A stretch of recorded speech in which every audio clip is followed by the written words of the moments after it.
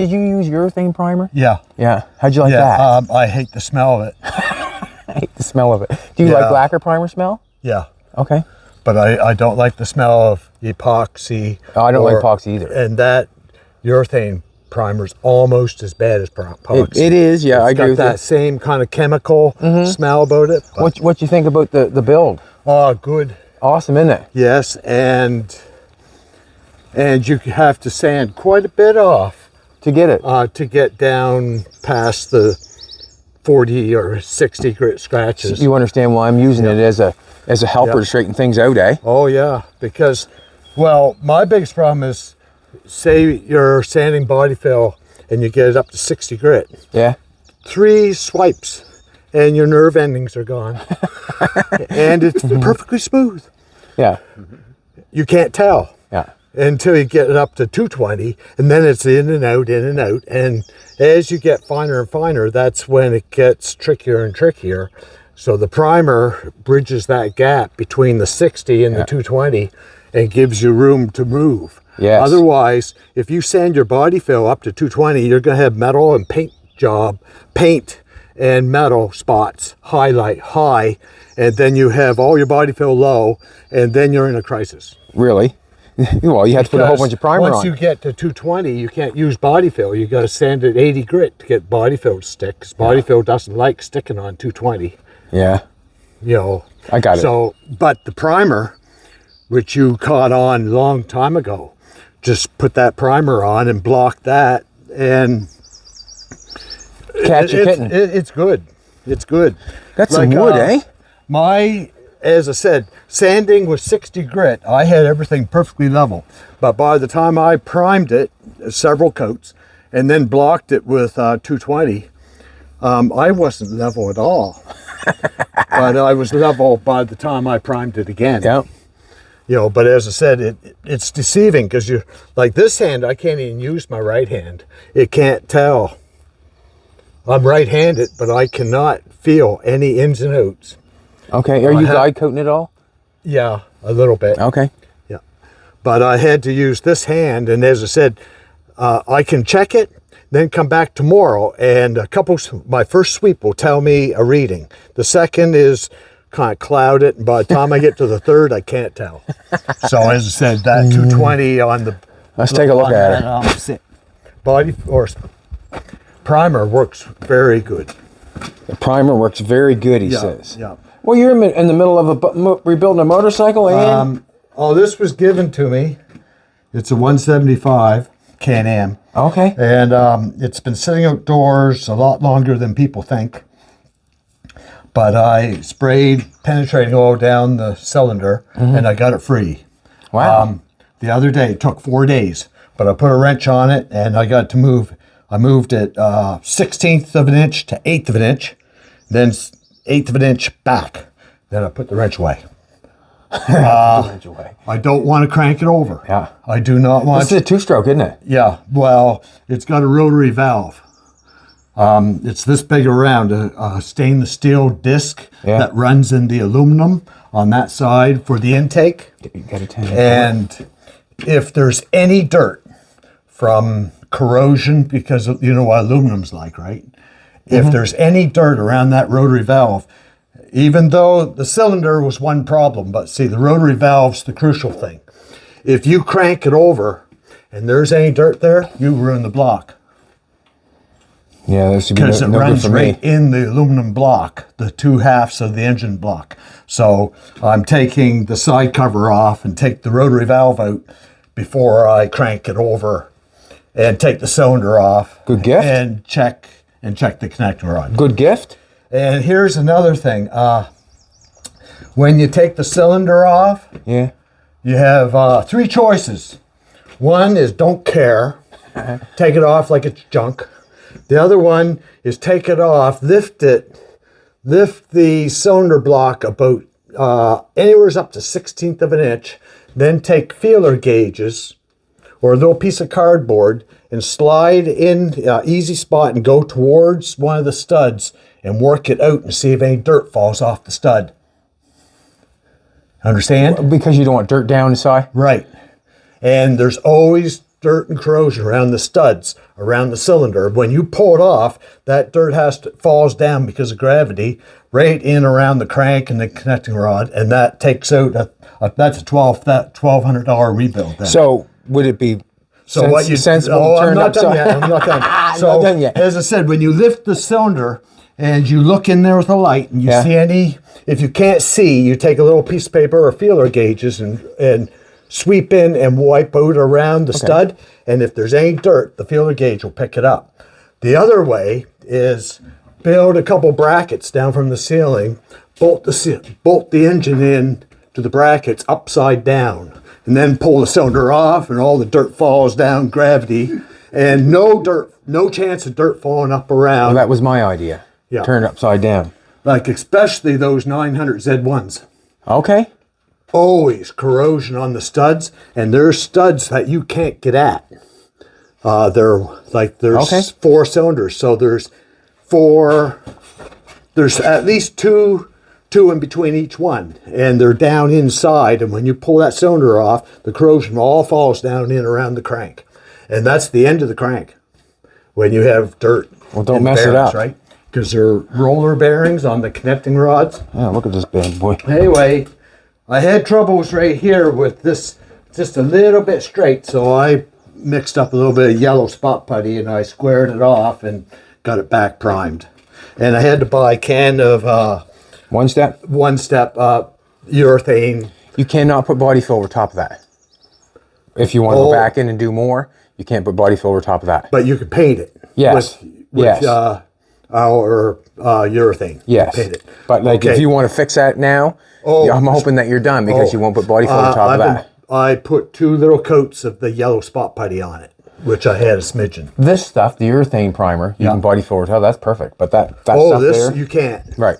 Oh, I know you can yellow spot putty it because I only had just a smidgen left, and I had a flat spot right here that bothered me for like 4 days. So this morning I put a little bit and I re-squared it, and then I just primed it again. But is that a Canadian thing? No. Step? I've never heard of that in the States. It's just like a lacquer primer. Oh, okay. That's all it is. That's just the name of it? Yeah, One Step? that's just one step lacquer primer. Oh, step out of the way. All right. No, wrong way. Yeah, over here. All right, thank you, sir. Geez, that looks I guess good, Jimbo. that's all right. But anyway, just Wow. A lot of work, eh? I got that corner welded up. I don't know. I don't know if I know anybody in the world that could weld up a car with a torch like this. I don't know if I do. anybody in the world other than me Oh, would. it's funny you done with a torch? No, that's seam sealer. Yeah. I like the red primer. Yeah, too. That looks good. I think I might leave it, but I was told it's porous. It almost which looks means like it's moisture factory. goes through. It should be capped. It almost looks like it's factory. You know what I mean? Look at that red look. It looks like it's factory. Yeah. Like I know if you're doing a car with red primer, by the time you're done, you never want to touch red primer again. Well, It's hard to. It's Doug did- really dirty stuff. Doug did his car black, and you couldn't see nothing, could you? Oh. Like you couldn't see anything with the black primer Yeah. on it. Hard Yeah. to see anything. The gray's about the best to look at, Yeah. I think. Yeah. Red's hard to see and dirty. But anyway, it's all sanded right now with 280, and I haven't got to my 400 yet. But everything's Looks awesome. it's other than dirt and masking. I'm only painting the sides of the car. I'm not painting the whole car. To me, I want it to have some torch of set all the- that. Torch set piece in there. character Torch piece in there. I had the window popped out of it. It'd be so warped. old new. If you know what I'm saying. Know what I mean? Like the Probably. hood and the roof. I'm not if sure. there's any, Yeah. like I'm taking the hood off fantastic that job. car, which I has keep a red torch. Ferrari Like it's hard to believe. paint Yeah, I overspray don't know all anybody So will. he's and it has no rust. And Yeah, torch that using hood is some going brazing on this rods car and without being steel. painted. So that'll have a gold, red tint to the yellow paint. So it's not going to exactly match, but I want it not to actually match. I don't want it to be too perfect. But all this that I'm doing, I want it as good as I can get. But the rest, I'm getting burned out on all this sanding and painting and preparation. I've been at it quite a while now. I'm Yeah. tired of working on this car. Yeah. I want to pull. I'm almost done. Like I'm getting up to ready to put some drivetrain in it. You're getting close, buddy. I'll tell you, you're doing some good work to it. Well, look, Jim, I try to promote their channel. I'd like to promote yours. I sent you a friend request, but I don't think you knew I was. Oh. I'd like to help promote your channel if you don't mind. Do you want me to help you out on that? Yeah, if you want. Okay, Don't kill yourself or anything. Like, Oh, no, I enjoy doing it. Don't put too much effort into it. All right, I enjoy like it. I work on such a slow pace that most people I just disappoint them because there's not too much adventure here. Right. Like well, it's I the just want to get same. them to your video so they Every day blends in just that much farther. You know, it's kind of the same thing. Like when I was doing the Oastville, I was 2 months doing wheel wells.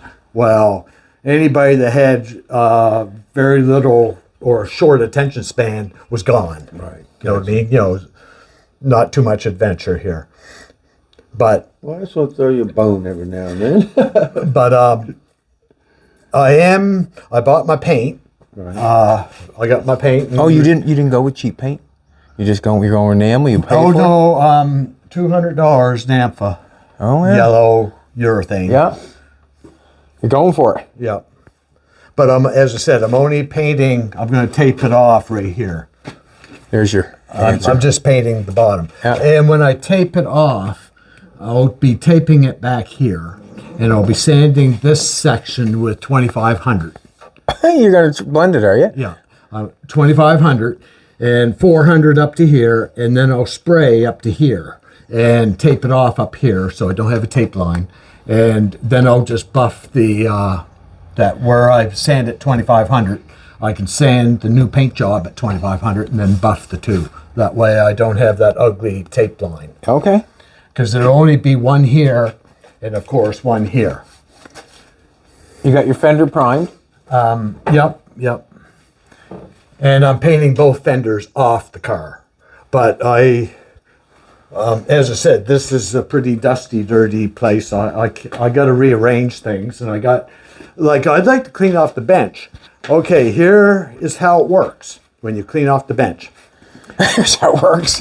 We pick up this. Where's this go? Where's it go? Know what I mean? Pick up anything off here. Where's it go? You don't know. Well, where's it go? Like to clean it off, like where do I put it? I'm not sure.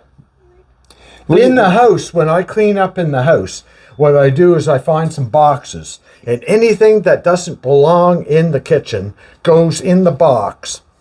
And then I drag it in the other part of the house and put it on top of boxes that I did 10 years ago. Here, to move all this stuff out, there are some tools here, but most of it's junk and different things, and some things should be in the house.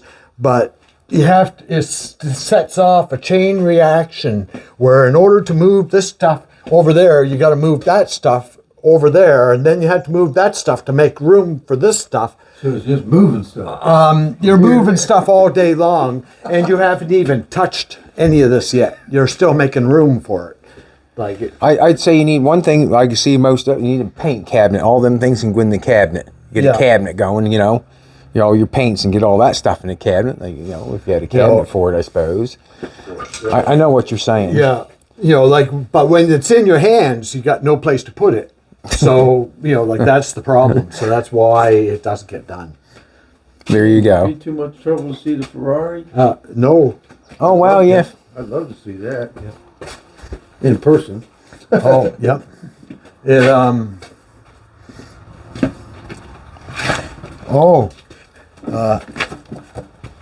Pick that up.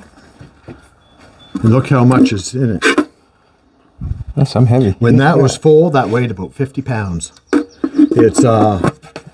It's primer that you can arc weld on. You can prime something and then arc weld it. Oh, okay. But anyway, I've had real good luck with this. But it's no good for actual body work. It's more for any construction. Well, how do you mix that up? You just pour a little reducer in it, and then you take your paintbrush and just go like that, and it softens it back into a mud where you smear it on your panel. Okay. But yeah. Oh, there she's there. You get her looking all pretty. Look at that now, would you? Got her all shined up.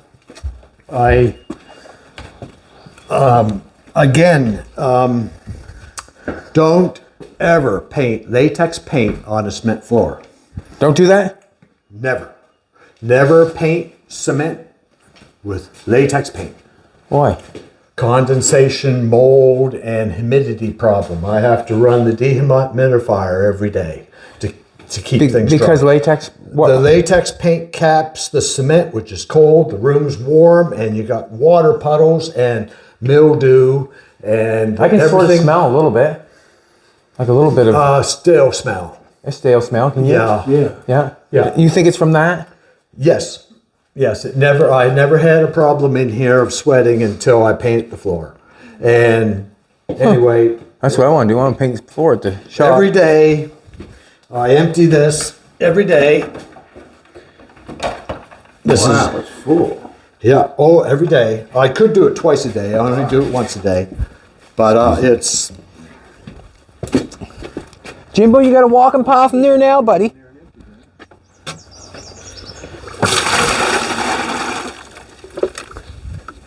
And it'll be at 90. And when it turns off, it's at 45.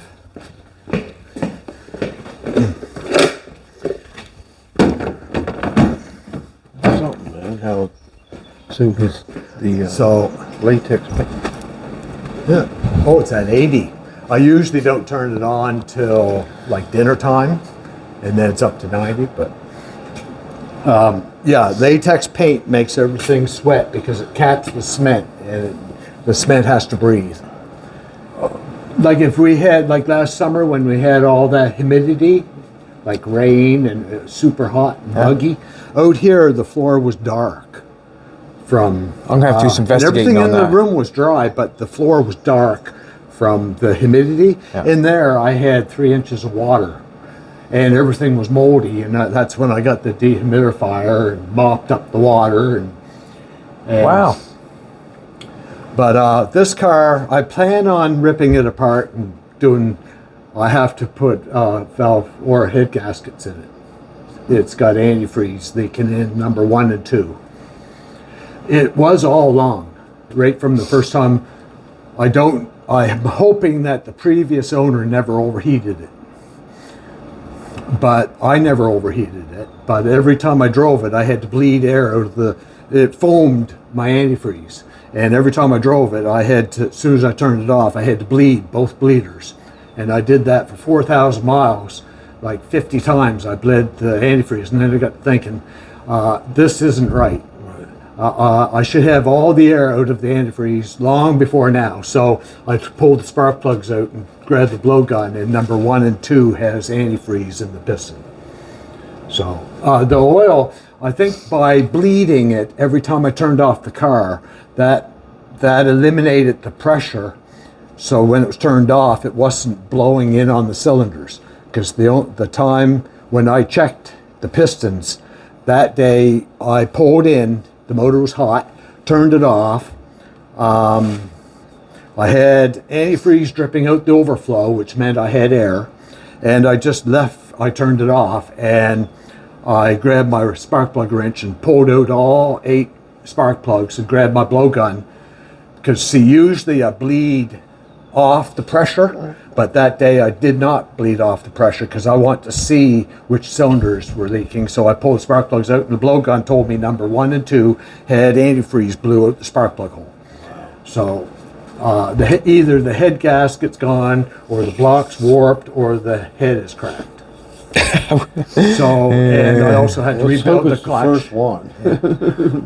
I had to rebuild the clutch when I have it apart and put timing belts on it. So I thought what I'd do is spend a year or 6 months or a month. I was actually hoping a month, but it worked out to be 6 months. And I'm still not to the mechanics, but I thought I'd do the mechanic, rip the drivetrain and like suspension gear out of this car for practice on the mechanics before I go and pull the motor out of this. Because see, if I can say I get this car done and I have any issues with the motor or transmission, out it comes, and the motor of that red car is going in, because that's a beautiful running, that's the best running Cobalt I've ever driven. It runs nice and smooth, and at 30, 40, 45 miles an hour, the transmission and the gas pedal are in sync, and it works good. All these others are lemons. Is it because of the color yellow, or is it because... No, the silver one's the same. It runs like crap. At 40 miles an hour, your gas on, gas off. If your foot is resting on the gas pedal, the torque converter kicks in and out, and the gas pedal goes, bounces, the tack goes like this, the dash shakes. You said that on one of your shows, I think. Yeah. It's electronic, and what it does is the car runs perfect as long as you tramp it to the floor and go 70 miles an hour, 60 miles an hour everywhere you go, or 55 miles an hour. But if you go below 50 and you're just putting along, it's constantly like that and shifting in and out of gear, and shakes the whole dash and almost takes out the windshield. Like the whole car just shakes. You learn how to drive it after a while. But the red car, when I drove it home, didn't do that. So, and the red car has only 140,000 kilometers on it. This has 200 and something.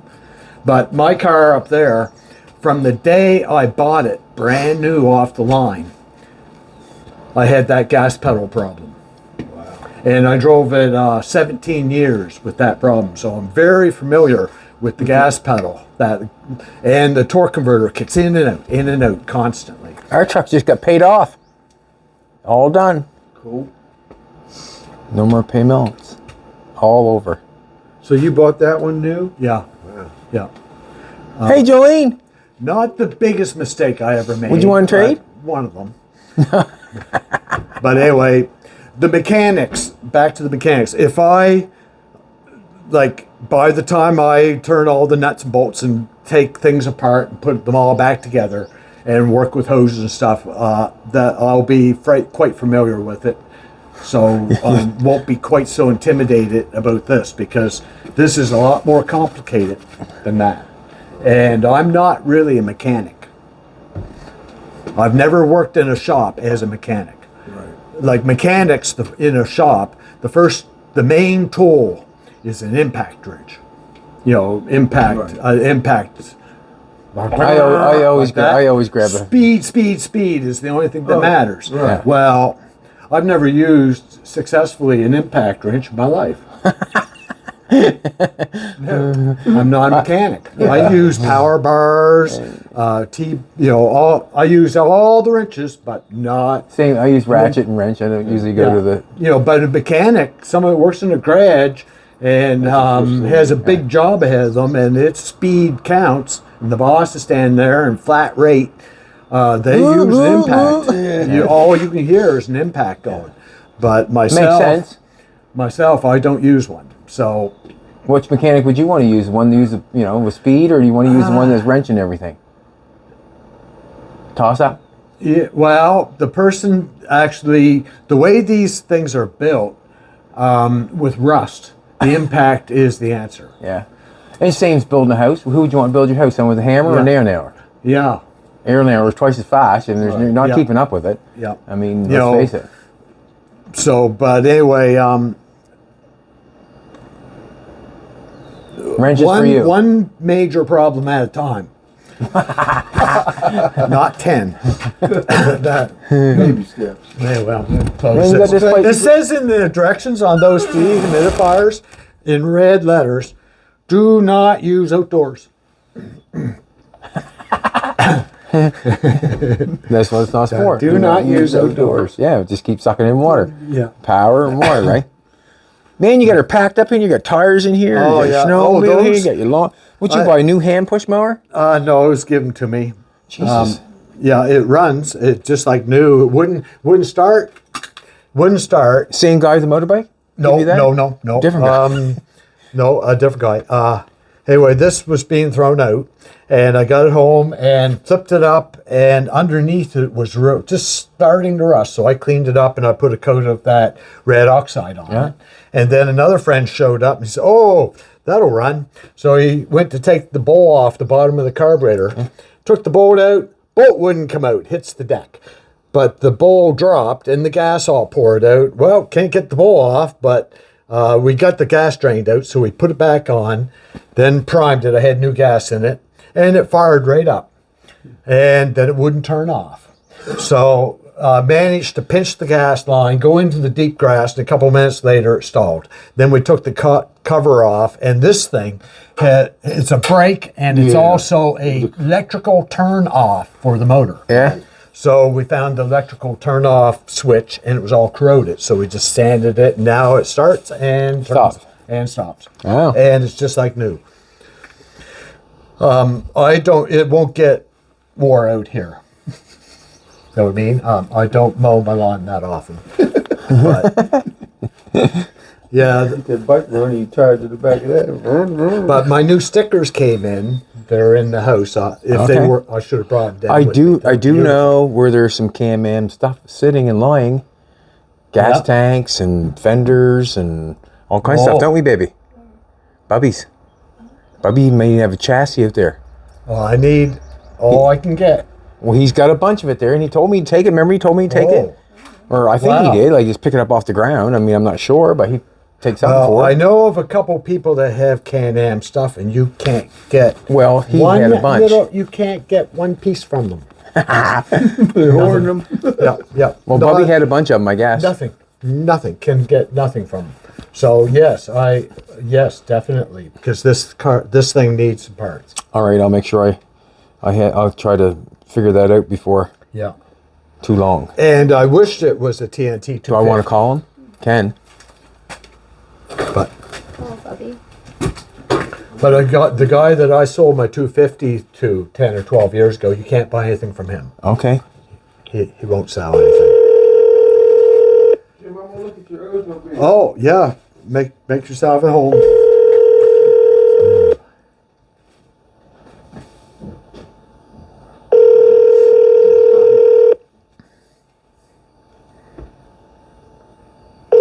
He must be sleeping in. Could be. I'm just waiting for his answer machine. Your call has been forwarded to an automatic voice message system. 902-855 is not available. At the tone, please record your message. Hey, Bubby, it's Chad Hiltz calling you. You had some Can-Am stuff out there when I was looking around, a gas tank and some fenders and that sort of stuff. I was wondering if you still had it, and if you do, give me a call. All right, bye. Yeah, very interested. Well, I made the phone call. I need side covers, the battery box. I'm not so concerned about fenders because they're always no good. I can buy new. I could be stretching it, but I knew there was a bunch of Can-Am stuff there. But I need all the cables, levers, all the cables are seized. And that's like $600 to $1,000 right there. Just for cables? For this Why couldn't you go to the bicycle shop and make them? They're a little stronger than bicycle cables, but no, they're complicated. The throttle cable has to hook up, and it goes down to the oil pump as well as the carburetor, so it's a two-piece situation. Well, if you want to show Rooster your car, the way it's the same deal. If I do it the cheap easy or the cheap way, it's the hard way. If I have to make it, it might take me a month to make those cables with all the adjustments and the failures. But if I just spend money, there's a brand new reproduced cable for $250. It's only money, yeah. Well, you know what I mean? Like to build something is always way harder than just to buy. But to buy, you have to pay for it. Jim, what kind of bike's that? 1100 Yamaha. That thing right there is? Yeah. It's an 05. I bought it in 06. Uh-huh. It was slightly smashed, scratches on it, and I bought it. It was 22 degrees Christmas Eve, and I drove it home. And I hated the back fender so bad and the frame in the back that when I got home, I took the mini grinder and cut the frame off where the back fender hooks on. So that's the beginning of the customizing, but I never got back to finishing the bike. And it's been sitting there ever since. Is it a V-twin? Yeah. But I drove it home on Christmas Eve, and it was 22 degrees. It was the hottest Christmas Eve, and it was Christmas Eve, like it was wintertime, but it was 22 degrees. And I drove home with a leather jacket, zipped down because it was too hot. 22 plus And then 22 the next day it was like 10 44. Plus 32, yeah. It was in the 70s. Yeah. Yeah, I can just t-shirt wear. Yeah. Yeah, it's limited entertainment here as far as talking, because talking about it is not where I've been. Working on it is the job. Talking about it, I may have your attention for 5 minutes and then I lose it because You just got to keep talking. yeah, and that's not what built the car. No. Like it was hands-on, inch by inch. Yeah. You know, but if I have any trouble with the front end, see, I have to put new struts on it, steering rack, and do the brakes, and then put it on the road. And if I have any troubles with the front end comes off. That's why I'm not painting the bumper. Because if this all has to come out, I'll take the best out of the other cars and put it back together. Right. And I have another hood. This hood's coming off. This is all rusted out. But I did change the oil. Like my silver car out there, it said change oil soon. And Buddy said that just came on. But anyway, I drove home and the very first thing I did is drain the oil out, change the oil. And I have no intentions on ever putting it on the road. And this car, I didn't know if I was ever going to be doing anything with it, but it also said change oil soon. And when I got it home, first thing I did was drain the oil and change the oil. But your undercoat's working good, Jim. You can see yes. it coming out by your. yeah, that's that creep undercoat Yeah. I put on, mixed in with it. This is paint with house paint. Yeah, I know.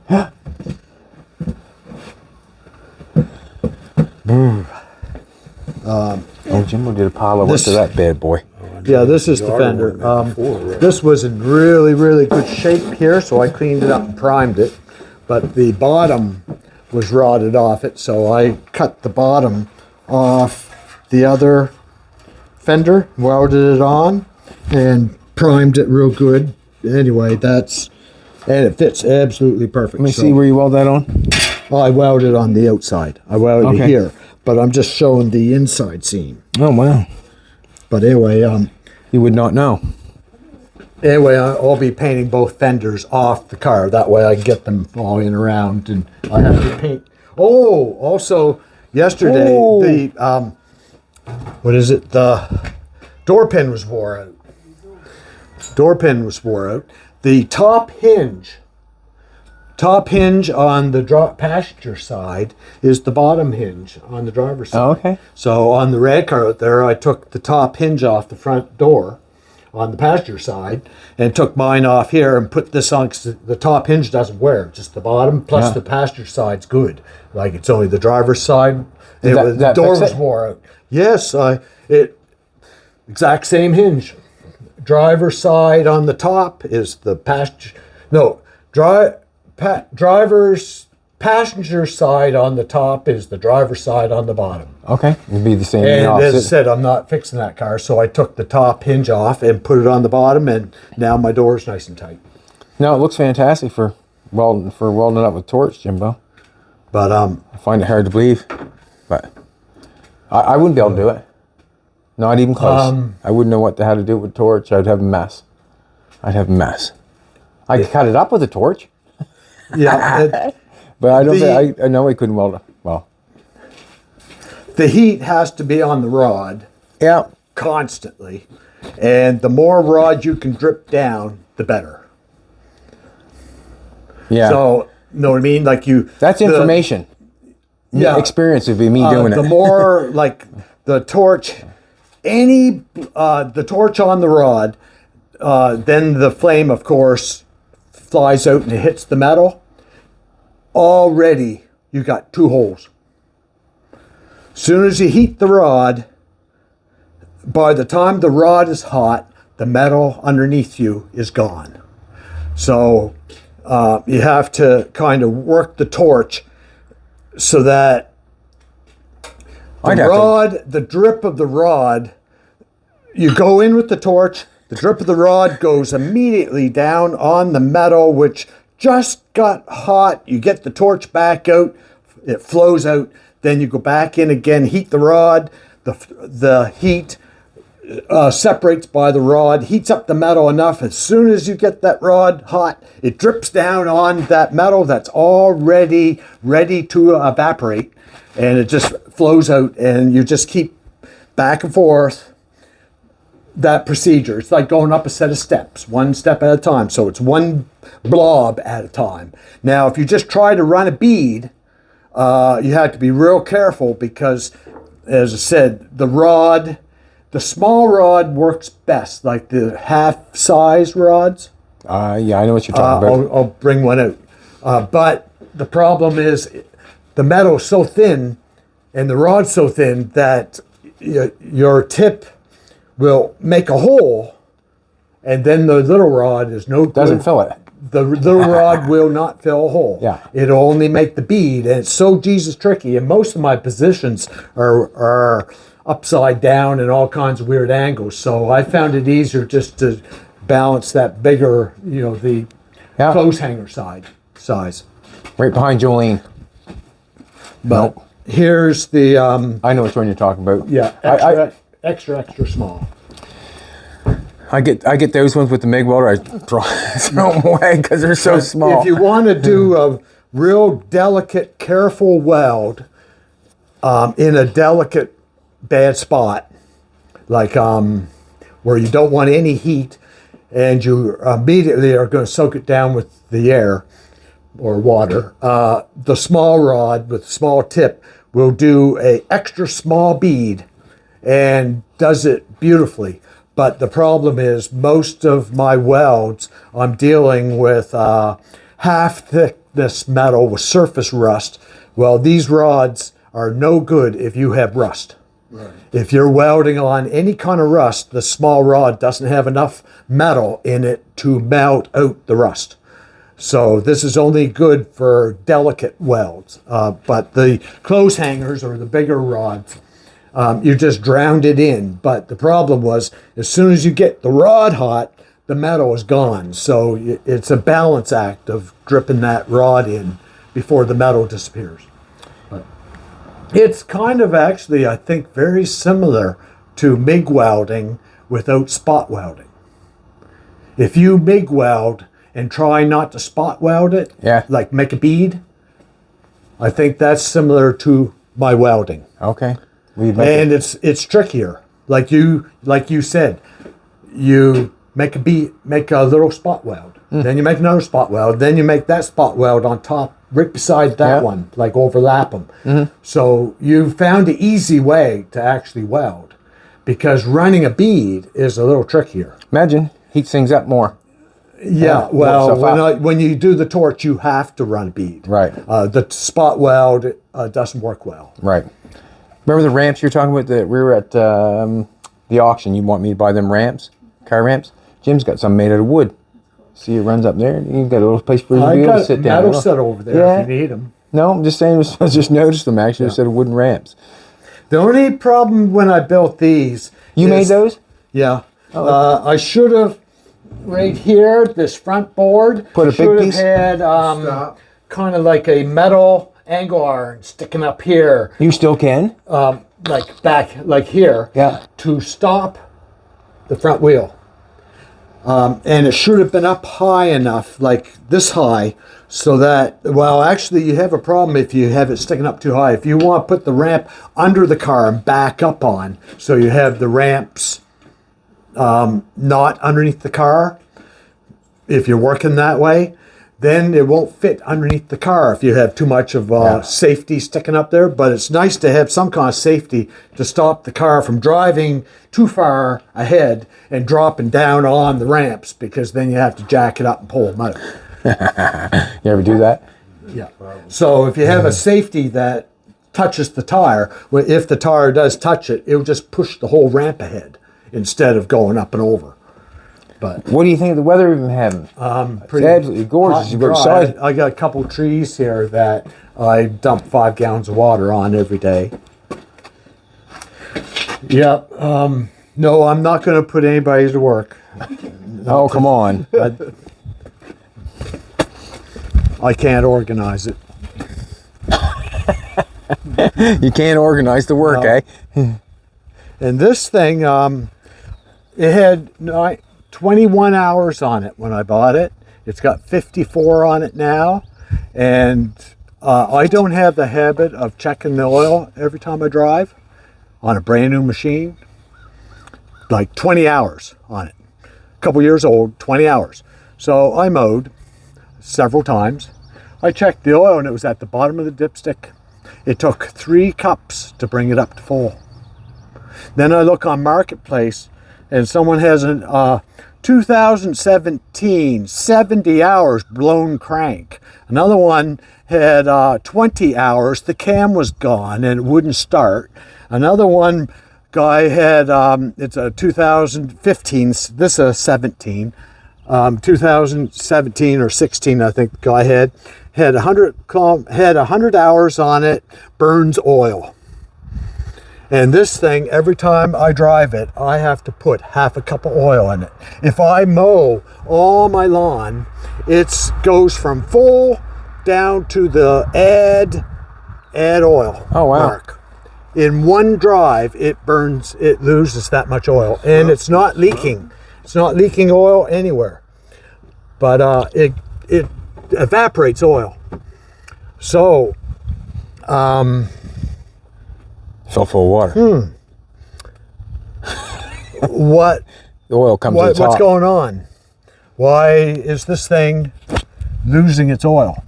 It doesn't smoke? No, blue smoke don't in see it? any smoke. Don't see any smoke, and it's not leaking, but it goes down on the dipstick. 2 mows, and it's at the bottom of the dipstick. So far, I've put, as I said, I had to put 3 cups, I had to put 3/4 of a liter in it to bring it from the bottom of the dipstick up to full.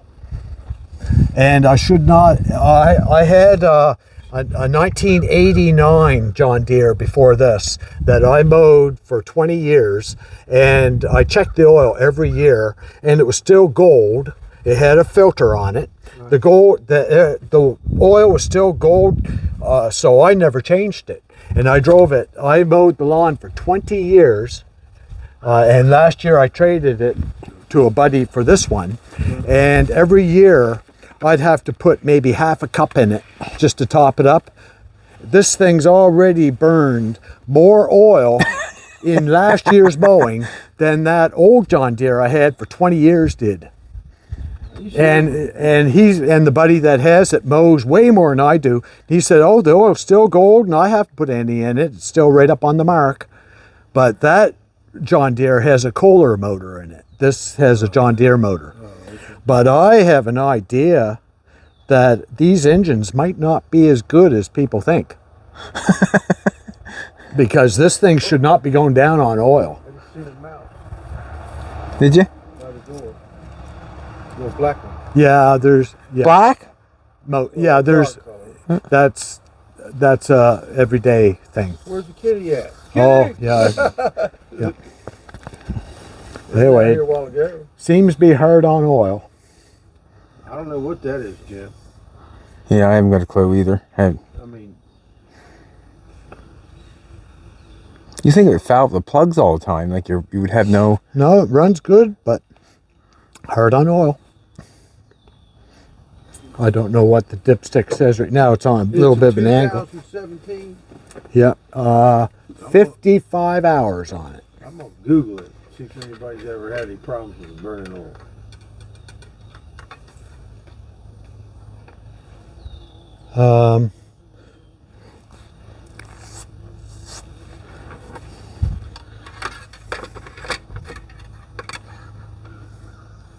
Nope, not too bad. It's down a little bit. Down a little bit. How's this push mower work here, Jimbo? How's that one But work? it's not exactly level either. How's that one work? Oh, that one doesn't run. No, that one doesn't run. What's wrong with that bad boy? Seized up? Don't know. But it's awful messy. the whole front of the motor had oil spill. Oil leaked out, but the deck is good. Now I got one in the garage. Every one of those I get, I wear the wheels out of them. They end up going like this because I always pushing on them hard, you know what I mean, cutting stuff. The ones I got, the wheels are all leaned out like this, like a low rider. Yeah. And it just pain in the ass. No, that's just from you leaning on the handle you're leaning on the lawnmower to push it down through the lawn and overweighting the but the wheels aren't designed for all that weight. Plastic rims. You probably don't even have a sleeve with a bolt. Well, it bends the old body right out like that. I get all you want to see the lawnmower is just pretty new, and the wheels are right out like that. But I push it through this, like I'll ram it through. It'll either mow it or else.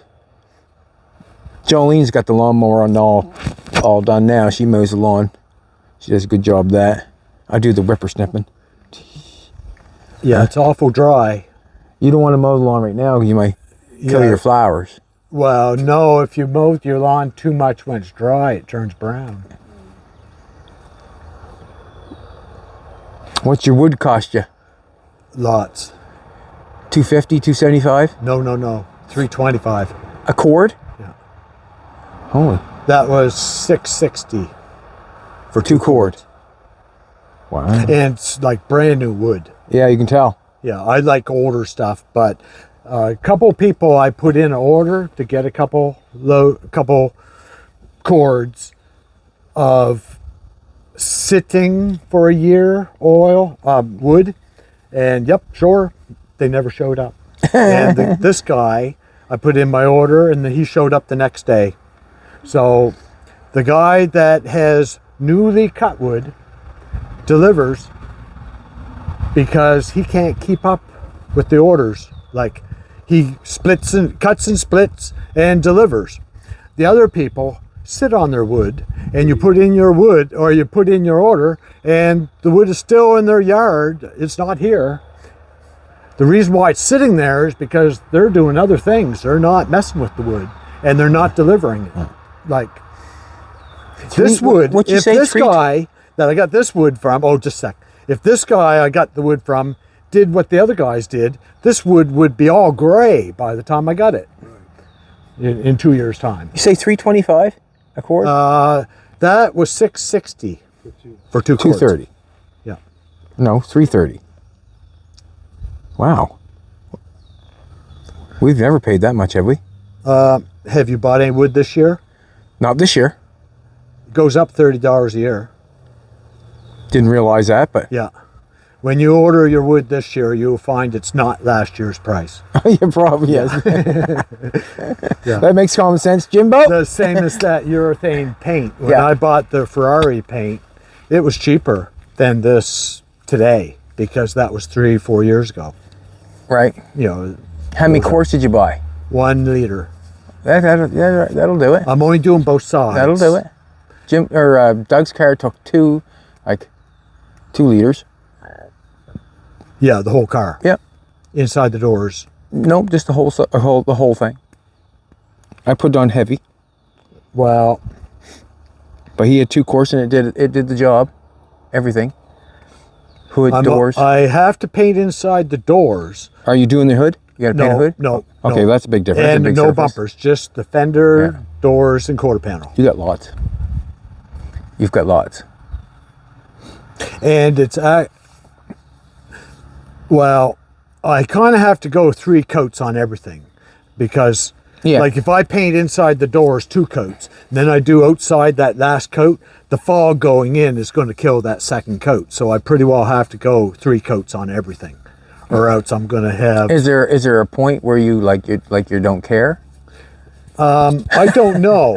If you know what I'm saying, like there could be a point where you don't care if the fogginess gets inside. Well, it's kind of like you got to do the best you can because chances are you're going to have flaws and different things happen along the way. So if you don't do the best, if you don't push for as good as you can, guaranteed a flop. It's going to have marks. I find sometimes if you don't give a shit, it goes well. Yeah. Well, sometimes. Also, this car, if I don't care, I could probably put 2 heavy coats on it and walk away and it'll look fine. The Ferrari, I had to repaint and I had all kinds of issues. With the urethane, I think you'd be better off with 3. I figured out what my issue really was my epoxy primer sat here for probably 6 to 10 years. And it looked perfectly fine in the can. I still have half a gallon.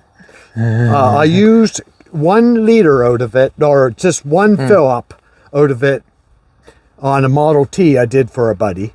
And then it sat and sat and sat. So I poured out like one of those cans. The epoxy came with 2 cans of hardener, and 1 can was half gone because I used 1/4 of it. So I poured out the other quarter and mixed the other half that can, and I sprayed it on. Everything was fine, except for my gun didn't work right, and it put everything on a little bit orange peely. Yeah. Which was such a horrible job to sand this older epoxy, because you had to wet sand it because it was too hard. It wouldn't sand dry.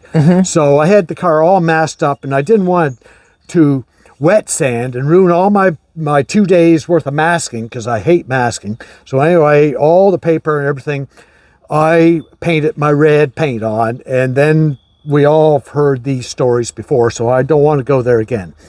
But what happens when you have epoxy that has been sitting, it goes up and down in temperature as different climates come in, and it breaks down. And what happens is when you put your car out in the sun heats up the epoxy, swells, and it makes your paint job look perfect. Put the car in at nighttime and it drops 10 or 15 degrees. Come out in the morning and you have cracks all over your paint job because your epoxy shrunk. Because the epoxy, it does something to the drying where it doesn't dry as good, and it swells in the heat and shrinks, and the paint job can't handle the epoxy swelling and shrinking, and after a while you end up with cracks all over your red paint job, which I had to scrape off down to the primer and scrape off the primer and re-prime and repaint. And now I'm scared to put the car out in the sun. No. I have it looking perfect right now, and if I put it out in the sun, there will be spots that I miss some of that epoxy, and it'll swell, shrink, and crack my paint job. Also, it'll have little tiny spots that go through the strainer that will go into the paint that will not harden, and there'll be a little tiny bump in your paint job, and when you scrape it off and repaint it, it'll come back, and it'll come back until you go right down to metal. Also, the other problem I had when I repaint it, any panel that had the epoxy still underneath the original paint that I put on, when I repaint it, the chemical out of the new paint went through the old paint down to the epoxy and swelled the epoxy, reactivated it and swelled. And then when I buffed my red paint job, because again, it came out orange peely, so I sanded it and buffed. 3 days, I had it looking absolutely perfect after buffing. Come back 3 days later, and all my little scratches and digs all came back, and I'd have to sand with 220 or 2500 or 3000 and rebuff. And then a week later, all those marks came back. And that's the epoxy underneath, still being activated by that fresh paint on the upside, where the chemical is going down through the paint and reactivating and softening up that epoxy underneath. Because when you paint a car, your paint job should not go through and soften up your primer underneath. So don't ever use epoxy that's been sitting. Make sure you use on a floor underneath the car or something that you're going to put carpet on. But if you want a good job, make sure your epoxy, the more stuff you use, the more chance you have of messing up. You know? What? The more stuff you use, the more chance you have messing up. Yeah. Yeah, but you probably shouldn't be using paint that's 10 years old. The primer on or your, that on your epoxy. Ferrari. Yeah, no, I shouldn't. Probably. No. It looked fine. Yeah. And if I'd sanded that epoxy, it gums up your paper. Well, if I wet sanded it right down and took half it off and got it nice and smooth, and then put it outdoors in the sun for a month to dry, of course, took all my tape and my paper back off, and then brought it in, masked it up and painted it, it might have been all right. But the combination of what I did added up to be wrong. Well, it looks good, doesn't it? And as long as I don't put it out in the sun, it behaves. But if I put it out in the sun, see, I epoxied the whole car. So the whole car is vulnerable to this hot, cold, shrinking, crack in the paint job problem. Who talked you into doing that? No, I figured it out on my own. Don't need any help on that. No, someone said, geez, this car is going to outlast you, Jim. Anytime you properly build a car, even close to properly, and then with minimum maintenance, the car will outlast anybody, any car. Right. Like every car we restore will outlast generations of mankind with very little effort. It's the only cars that don't last are the everyday cars. Yeah. The cars that we just drive, we don't undercoat, we drive everywhere, and then in 10 years' time, they're just literally falling apart. Right. Well, that doesn't outlast anybody, but you restore something, and this sits in the garage, it'll outlast me. If I had kids and their kids, it's still, well, like my Plymouth Laser. It's a 91. That's the one in there. No, that Laser. Oh no, that's a red one. Oh, that's a spare car. I got a blue one. It's got 80,000 kilometers on it, and it's a 91. And it's got a couple little dents on each front fender where the salesperson at the dealer sat on the fender and dented it, because the dents were there when Mom bought the car, and I got it from her. I got it from her. And the dents are still there. That's the only salesman was sitting on the fender, was he? The car's like brand new. And it's a 91. How old was I when I was in 1991? That'd be 31 years old. I can tell you, I've aged a lot more. I'm 64 now. I've aged a hell of a lot more in the last 35 years or 30 years than that Plymouth Laser did. You've aged a lot more. I've aged a lot. Like that car has not aged at all. It's still like brand new. So it'll be there. Like for even this yellow car, I'm doing this mostly just because of a brain fart that I had. No actual reason. Just this is what do you call it? Chance of a lifetime to restore a Cobalt. Yeah, no. Practical is what I was thinking. To fix up one of these cars where I got so many parts to build the best and spare parts, because this will be my everyday car, and it takes the place of one that's about ready to fill. It's not worth anything to sell, but it's an everyday car. It's something that I'll be driving this winter. It's got a practical note about it. The Ferrari, there's nothing practical about a Ferrari. Matter of fact, if you want to be real fussy, down here on the console, they have a light display. I'm going to say this somewhat wrong, but there's orange, red, green, purple, all different color lights saying a whole bunch of different words. And if you have two unimportant things not working, you have two lights on. If you have three, say your backup light doesn't work, that all of a sudden your lights will have an orange reminder light, like a caution light. So it'll have an orange light on. and say some other little bulb or something doesn't work, like the light in the ashtray. So there's 2 orange lights. Since you have 2 orange lights on, you're going to have a red light on because you had 2 orange lights on.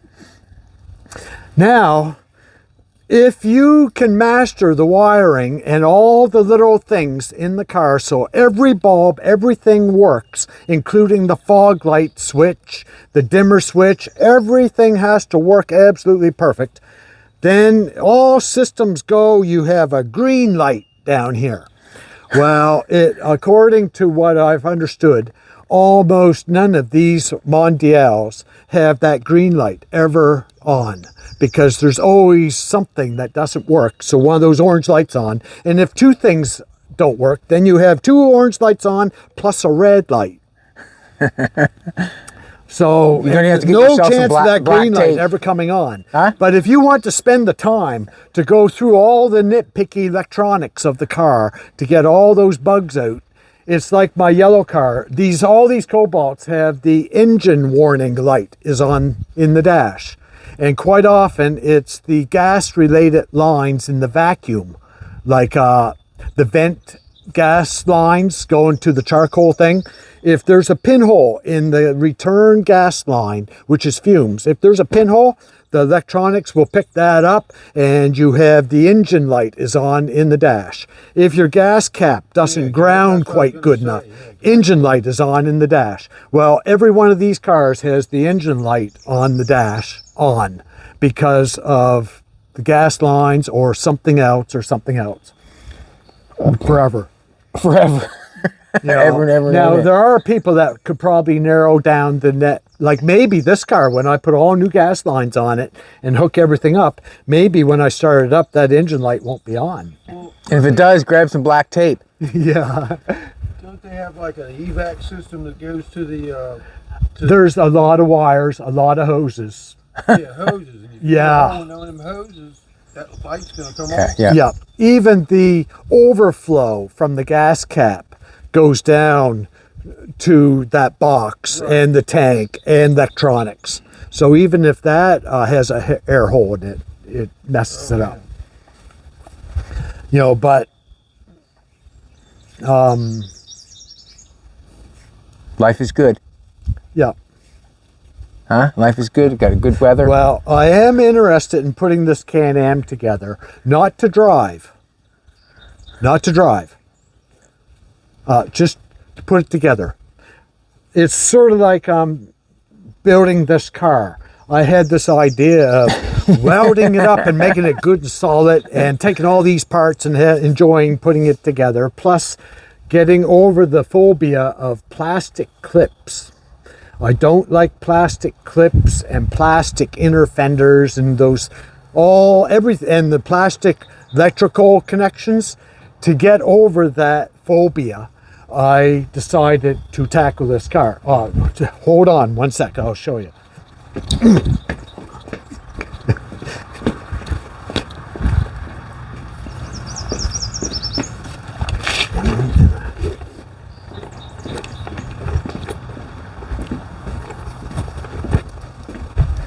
Jolene, would you like to sit down for a minute? This is fascinating. Now I gotta get up. All right, we got to show and tell. This is mostly one car, but I did take some parts off the red car. These things right here. Yeah. I had, and those things, like I had a hard time learning all the ins and outs about all these clips. But anyway, that is my collection of clips and snaps and screws. And I'm not scared of them anymore. He's not scared. You know, so there is positive outcomes here. You know what I mean? I used to, oh my God, and electrical connections where you have to bend a little tab to get them apart. Yeah. I'm not actually scared of them anymore either. Right. So I've come a long ways. So I'm almost ready to start tackling the Ferrari. You know, because that's got the same idea. It doesn't have any of these plastic clips, but it does have electrical connections. If you wait, the moral of the story will always come out with Jimbo. I'm not scared anymore. I've got it conquered. Not scared anymore. No, lick that. Cobalt therapy. Yeah. Well, you're getting closer, that's for sure. Well, When you get ready to paint, let us know. We'll come out and maybe get joined, put the camera on you. We had a good maybe one on what the last I'll one. do, since I'm Hot dogs and barbecue and I stuff? haven't pulled off. I have not pulled off a good paint job since vocational school. Every one of my paint jobs comes out nowhere near satisfying to me. Orange peely. Yeah, well. Orange peely. So maybe what I'll do is I'll tinker away and get everything ready. Ready. You show up, and in the video, I'll sit back and maybe have a beer or two, which I don't drink, but I will on this occasion, and you paint it. No. There's no chance of orange peel, because I hate orange peel. I get orange peel just as well as you do. Because I know that... Hey, Bob. Oh, Hello, how are you? Good, man. Go ahead. What are you up to today? Well, I was calling you because I'm at Jimbo's place, and he has somebody give him a Can-Am motorcycle. And I remember out back there you had like gas tanks and a bunch of different stuff there. Would you be interested in getting rid of that stuff? Yep. Okay, I'll tell him. What do you actually have there? There's 2 frames and a couple wheels and a couple gas tanks and Odds and ends. yeah. oh Yeah. I'd I wanted absolutely... 400 for That would the make my stuff. day. Okay. He said he wanted 400. Okay. My apologies. But yeah, so the lady was happy that we took the video there, did she? Yes. Oh, okay. Good. She came over to my house. All right, we'll talk to you later. Okay, man. Bye. Bye. So the remains of a couple bikes. Huh? The remains of a couple bikes. Yeah. Yeah, he's got the remains. I didn't know if he'd want anything for them. I just thought they were back there, but Yep. yeah. Always. Do you know Bubby Trask? Nope. Okay, he's a cool dude. Like where's that at? Like At Torbrook. oh, down that way. Yeah, Oh, okay. Torbrook. He's probably, what can I say? Oh, I should get his number, and then I could just grab that trailer of Mom's car and go down and give me something entertaining to do today. He's got some. More so than sanding dust. Oh, I thought I was getting tired of the welding, but I really got tired of the body filling quicker. And now I'm even more tired of the dust and the sanding and the cleaning. And I don't like masking, and I got some of that to do.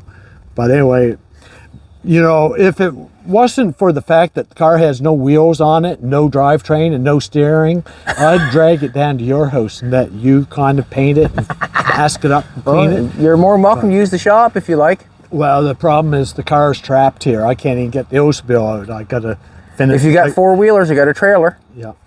I mean, it's up to you. I mean, let's face it. The offer's there. The problem is the car doesn't move. I got a winch. Hauls It's it got on. no wheels, no steering rack. yeah. I said, I gotta put it mechanical stuff back together on it. No gas tank. Well, it's open. No, it's good. I just gotta be real patient with myself. Yeah. Remember what you told me. As long as you're having fun, you're okay. As long as you're not having fun, go somewhere else. Well, what I actually said was, if you're not enjoying it, it means you're not doing it right. They're not really my words, but I can use them. You got Bubby's number there? We'll give it to him. Stuff. We're probably going to hit the road anyways. We're going to get back, maybe do a little something we want to do today. Take a little time off. Relax. Yeah, I find half a dozen a day right here. You know, Jimbo? I don't find them anywhere else. It's just right here. Yeah. Half a dozen. Oops, that didn't work well. Ooh, the bottom The bottom of the coat set. disappeared. Alrighty. We're probably going to head out, Jimbo. We'll give you that number before we take off. Okay. And then, Yep. See, just. They're in here, just constantly. can I get your bank information? Yeah. Yeah, he says. Oh, thank you. You're welcome. Right now, Jolene, huh? Don't give him the chance. He's got enough luck up his ass, right? All right, everybody. Thanks for coming back. We really appreciate it. I had a good visit with Jimbo. Rooster's first time here. Jolene's always a queen to stand here and listen to us yang on, but she's good at it. It's not my intentions to bore anybody. We wanted to come and talk to you, brother. We're not worried about anybody else. I can only show what I'm doing. I can't show what Nothing I'm not doing. Exactly. I can't explain things I don't know either. Right. I can explain stuff I do know, but not stuff I don't know. But anyway. Have a good time, everybody. Good meeting you, Jim. Come back tomorrow and we'll be here.